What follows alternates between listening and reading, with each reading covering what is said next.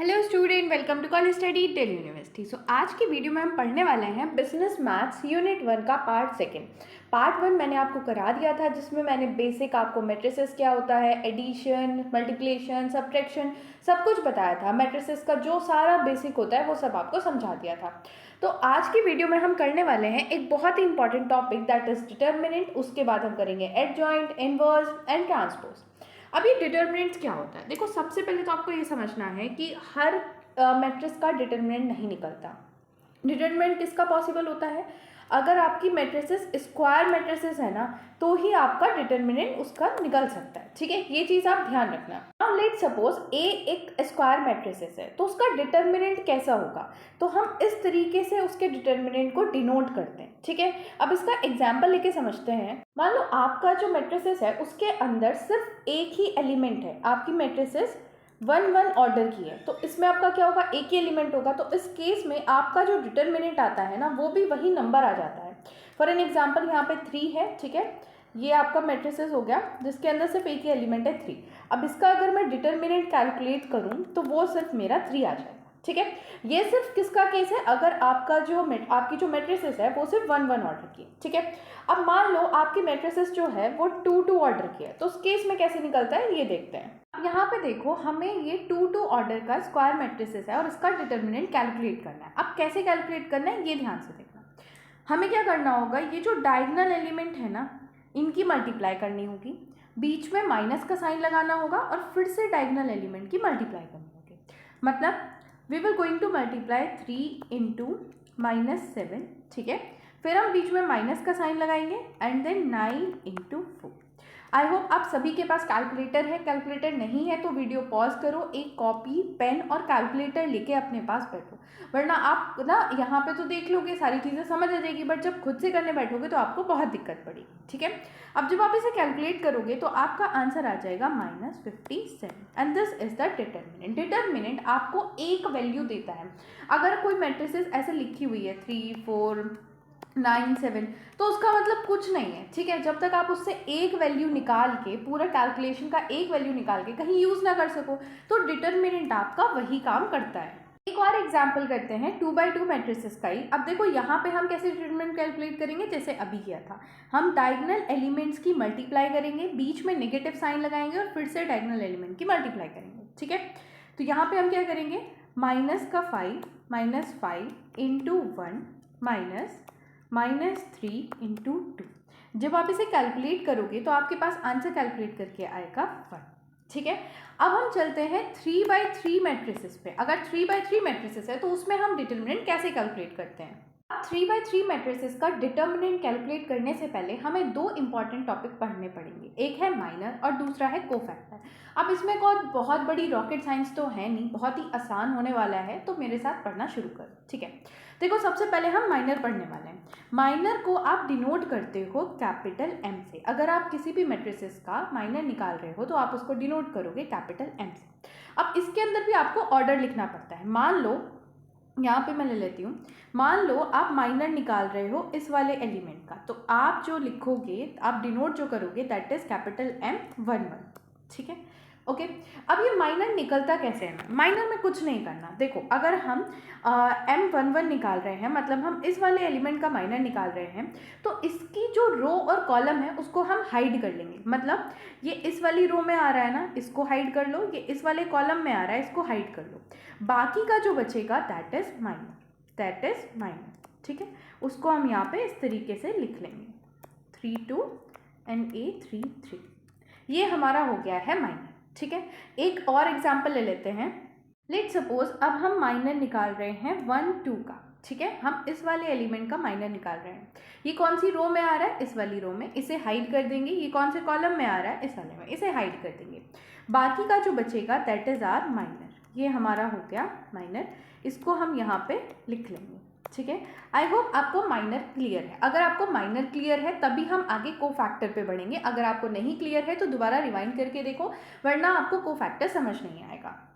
अब देखो कोफैक्टर क्या होता है। कोफैक्टर को हम डिनोट करते हैं कैपिटल C से, और again order is very important. हम यहाँ पे ऑर्डर लिखते हैं। लेट सपोज हम A11 एलिमेंट का कोफैक्टर कैलकुलेट कर रहे हैं, तो हम यहाँ पे लिखेंगे कैपिटल C 11। ठीक है। अब देख लेते हैं कि कोफैक्टर क्या होता है, कैसे उसे कैलकुलेट करते हैं। देखो बहुत ही सिंपल है, आपने एक बार माइनर निकाल लिया ना, ठीक है, माइनर निकल के अगर आपका माइनर ऑर्डर जो है उसको ऐड करके इवन नंबर आ रहा है तो आपका कोफैक्टर क्या हो जाएगा, दैट सेम m, ठीक है, माइनर ही हो जाएगा। बट अगर आपका ऐड करके कोई ऑड नंबर आ रहा है तो आपको बस अपने माइनर में नेगेटिव साइन लगा देना है, that is cofactor. For an example, अगर आपने एलिमेंट 1 का माइनर कैलकुलेट करा है तो अब आप इसको ऐड करो, 1 + 1 क्या आएगा, 2 आएगा। 2 इवन है तो आपका जो माइनर है that is only the cofactor, वही आपका कोफैक्टर हो जाएगा, ठीक है। बट अगर आपने एलिमेंट a 1 2 का निकाला है, अगर आप इसे ऐड करोगे 1 + 2 आपका आंसर आएगा 3। 3 एक ऑड नंबर है तो आपको क्या करना है, माइनर में नेगेटिव साइन लगा देना है, बस इतना।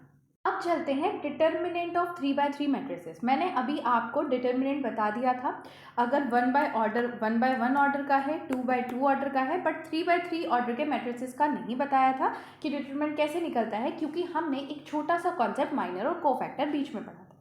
अब देखते हैं कि 3/3 मैट्रिसेस का हमारा डिटर्मिनेंट कैसे निकलता है। देखो जनरल फॉर्म देखो तो ये उसकी जनरल फॉर्म होती है, ठीक है। मतलब आप पहले एलिमेंट की मल्टीप्लाई करोगे उसके कोफैक्टर से, प्लस दूसरे एलिमेंट की मल्टीप्लाई करोगे उसके कोफैक्टर से, तीसरे एलिमेंट की मल्टीप्लाई करोगे उसके कोफैक्टर से। मैम ये क्या लिख दिया है आपने जनरल फॉर्म, हमें तो कुछ समझ ही नहीं आ रहा। एक क्वेश्चन करते हैं, सारी चीज़ें आपको समझ आ जाएंगी। अब देखो यहाँ पे मैंने एक क्वेश्चन ले लिया है, बहुत ही आराम से समझेंगे, बहुत ध्यान से, क्योंकि अगर आपको ये समझ नहीं आया ना तो बहुत दिक्कत आने वाली है, आगे भी आपको इसका यूज़ करना है, ठीक है। सबसे पहले इसी क्वेश्चन को मैं यहाँ पे लिख लेती हूँ, क्योंकि मुझे आपको साइन समझाना है, ठीक है। वैसे तो आप माइनर और कोफैक्टर के थ्रू भी ये साइन समझ सकते हो, but for a easy thing मैं यहाँ पे आपको साइन समझा रही हूँ। देखो आपको यहाँ पे साइन कैसे लगाना है, शुरू करो प्लस से, प्लस माइनस प्लस, फिर यहाँ पे माइनस से प्लस माइनस, ठीक है, फिर प्लस माइनस और प्लस। अब मैम ये क्या साइन है, देखो हमने कोफैक्टर में ये पढ़ा था कि अगर आपका m11 है और ये आपका इवन आ रहा है तो आपको प्लस साइन लगाना है, अगर ऑड आ रहा है तो माइनस साइन लगाना है, यही पढ़ाया था ना मैंने आपको। आप इसका ऑर्डर देखो, ये कहाँ पे है, 1 1 पे है तो इस पर प्लस साइन आएगा। ये कहाँ पे है, इसका ऑर्डर होगा आपका फर्स्ट रो सेकंड कॉलम, ठीक है। तो ये क्या हो गया, ऑड हो गया तो इसमें माइनस साइन आ गया।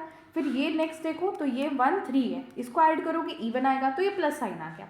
बस मैंने क्या किया है, आसानी के लिए आपको एक तरीका बता दिया है कि आप ऐसे करके नहीं, डायरेक्ट भी कर सकते हैं कि आप ऐसे याद रख सकते हैं, प्लस से शुरू करना है, प्लस माइनस प्लस, फिर माइनस से शुरू करना है, माइनस प्लस माइनस, उसके बाद फिर प्लस से शुरू करना है।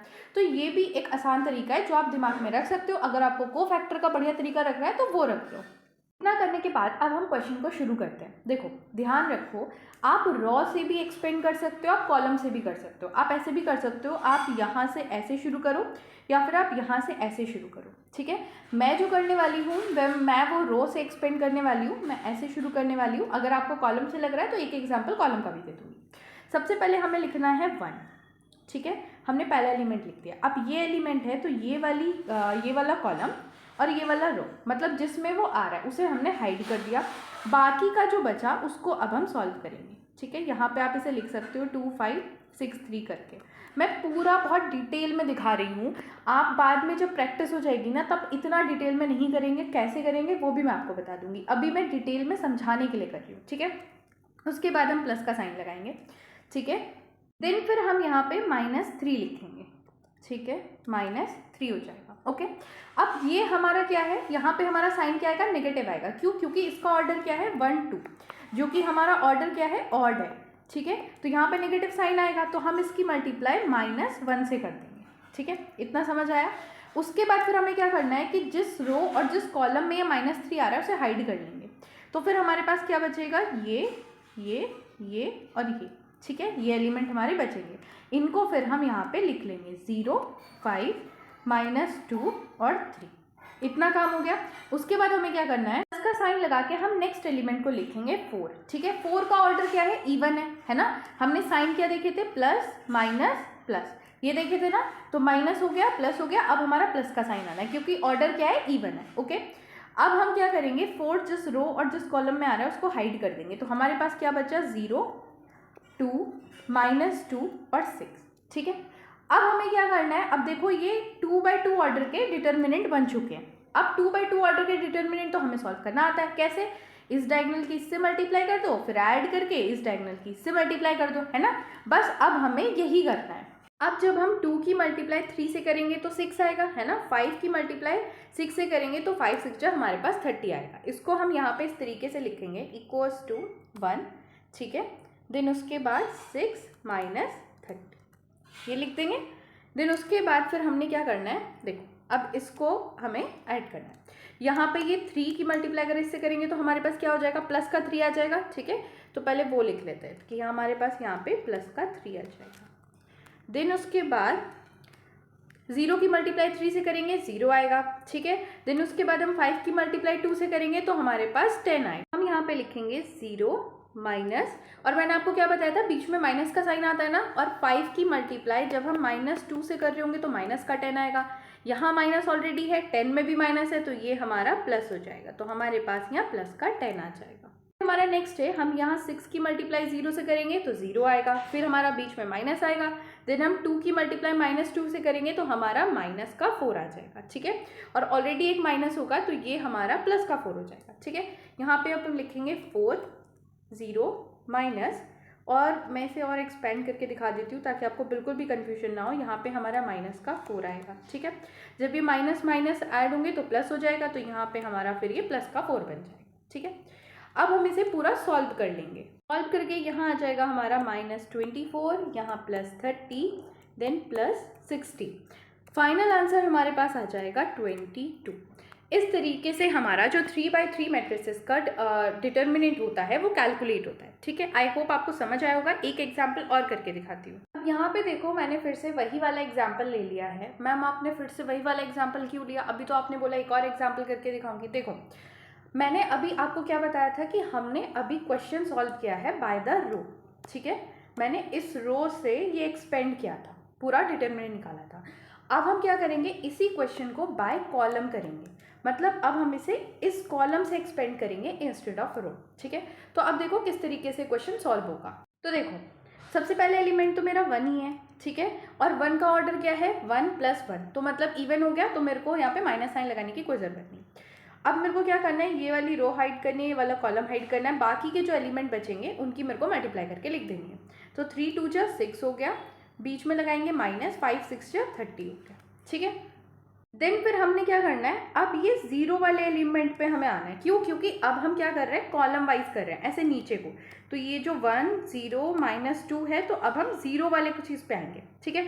अब देखो सबसे इंपॉर्टेंट चीज़, अगर आपको मैम कैसे चूज करें कि रो से एक्सपेंड करना है कि कॉलम से एक्सपेंड करना है, करना आप किसी भी सकते हो, किसी से भी कर सकते हो, बट खुद देखो यहाँ पे 0 आ रहा है, इसका मतलब मैं मल्टीप्लाई करके अंदर जो भी टर्म आएगी उसकी मल्टीप्लाई बाद में 0 से होनी है ना, तो मतलब मेरा मिडिल वाला टर्म 0 ही हो जाएगा। तो अब अगर मैं इसकी कैलकुलेशन ना भी करूँ तो चलेगा, बहुत आसानी है ना। यहाँ पे मैं डायरेक्ट 0 भी लिख सकती हूँ, बट फिर भी मैं यहाँ पे आपको कैलकुलेट करके दिखा देती हूँ फॉर योर अंडरस्टैंडिंग। बट आपके लिए देखो कैलकुलेशन कितनी आसान हो जाएगी, 0 ही आना है तो फिर क्यों ही अंदर कैलकुलेशन करनी है। -0 माइनस क्यों लगेगा, क्योंकि इसका ऑर्डर क्या है 2 1, ठीक है। ऐड करोगे 3 आ जाएगा, second row first column, okay. Then अब यहाँ पे हमारा अंदर मल्टीप्लाई करके क्या आएगा, ये वाली चीज़ को मैं हाइड कर दूंगी, 0 वाली जो रो है इसको कॉलम को हाइड कर दूंगी, तो मेरे पास बचेगा -3 4 6 और 3, ये बचेगा अंदर।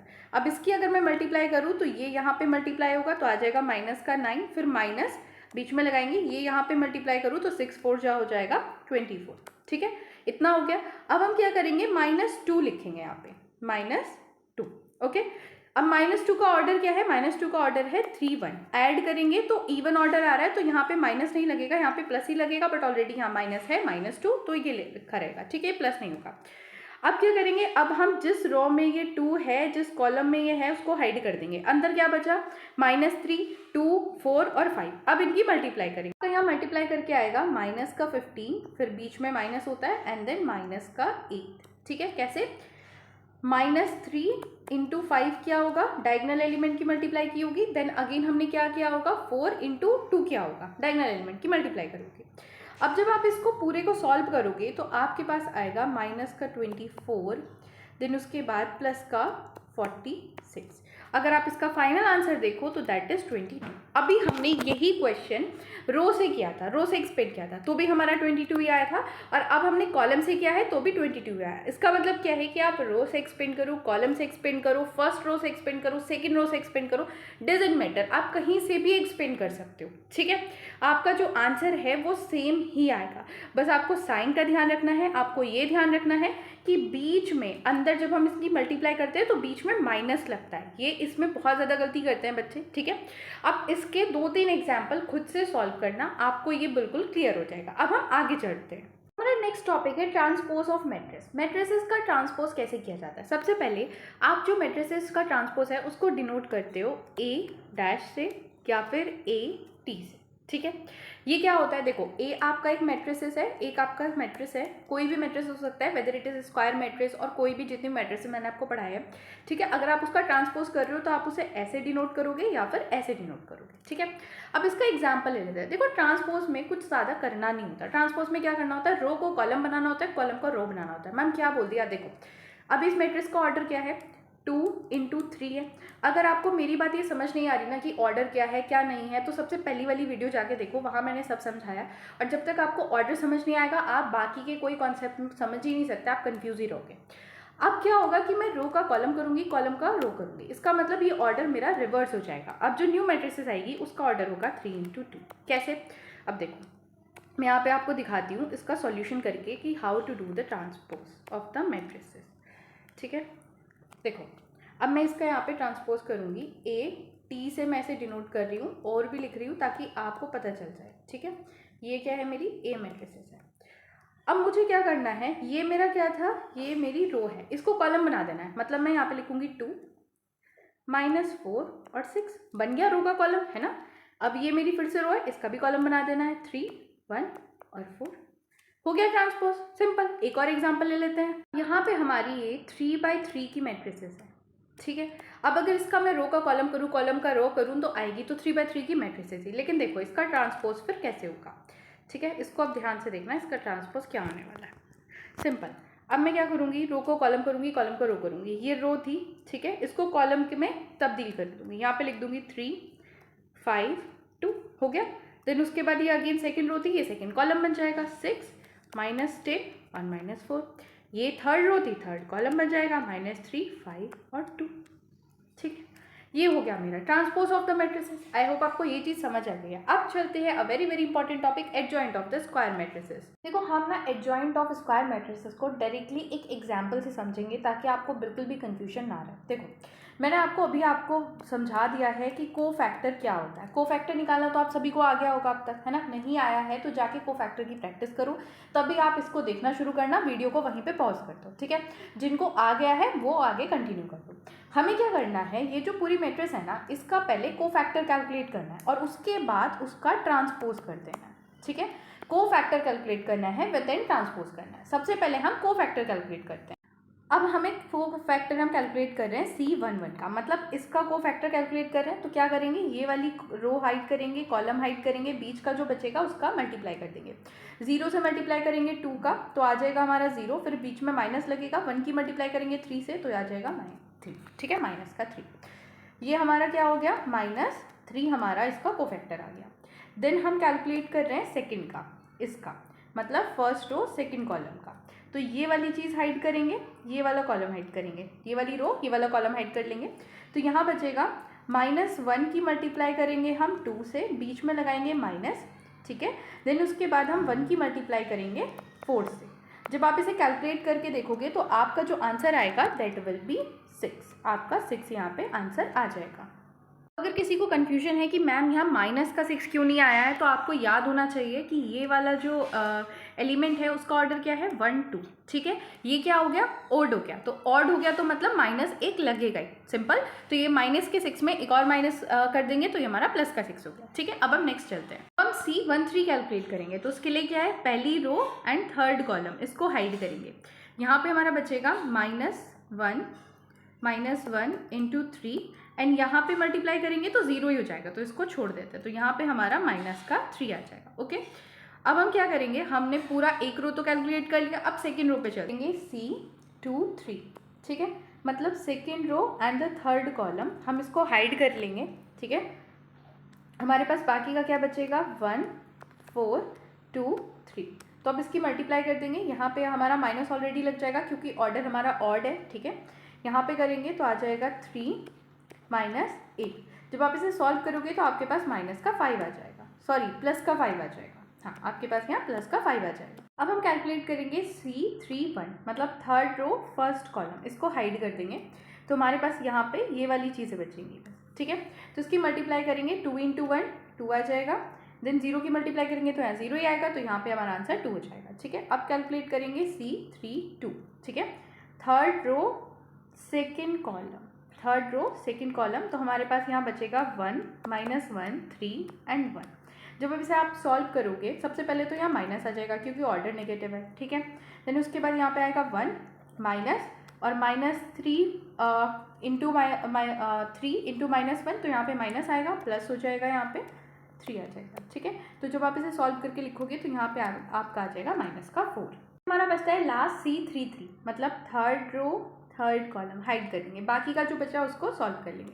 यहाँ पे सॉल्व करोगे 0 आएगा, देन यहाँ पे सॉल्व करोगे तो माइनस ऑलरेडी बीच में लगेगा ही, एक और माइनस हो गया, माइनस का 2, ठीक है। तो यहाँ पे आपका आ जाएगा 2। अब हमने सारे एलिमेंट को कैलकुलेट कर लिया है, अब उसे लिख लेते हैं। अब देखो हमारा ये आ गया है, पूरी कैलकुलेशन करने के बाद सारे एलिमेंट हमने यहाँ पे लिख दिए। अब मैंने आपको क्या बताया था कि अगर हमको एडजॉइंट कैलकुलेट करना है ए का, तो हमें क्या करना पड़ता है, जो हमने कोफैक्टर से निकाला है उसका ट्रांसपोज भी करना पड़ता है। तो अब हम इसका ट्रांसपोज करेंगे। ट्रांसपोज में क्या बताया था, रो को कॉलम बनाना है, कॉलम को रो बनाना है, मतलब ये फर्स्ट रो है, ये फर्स्ट कॉलम बन जाएगी, ठीक है। देन ये सेकेंड रो है, सेकेंड कॉलम बन जाएगी 5, थर्ड रो हमारा थर्ड कॉलम बन जाएगी, ठीक है।